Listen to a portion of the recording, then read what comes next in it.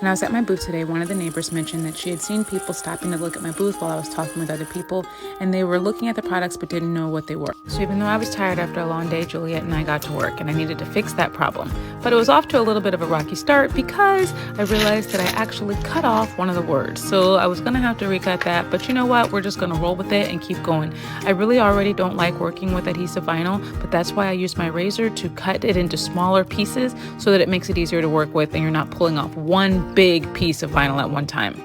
But make sure that you do not ball up your pieces, because look at this dot of the eye that tried to get away, but not on my watch. I kept the pieces, so I found the dot. I was able to get it and put it right back where it belonged. That is one tip that I think is really helpful when you're working with adhesive vinyl. I did the recut, and I decided instead of just taking off the pieces that were already there, I would just tape this new piece right to the top. And then I would just put the transfer tape right on top of that, and I think it's gonna work out perfectly. After I got the transfer paper all in place, I just needed to make sure that it was going to be on my board in the right spot. So I measured the top to make sure it was even all the way across and secured that into place.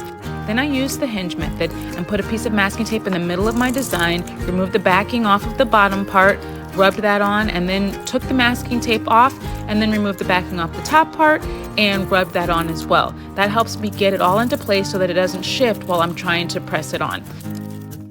Now I have a sign for my booth just in case people want information while I'm speaking with another customer.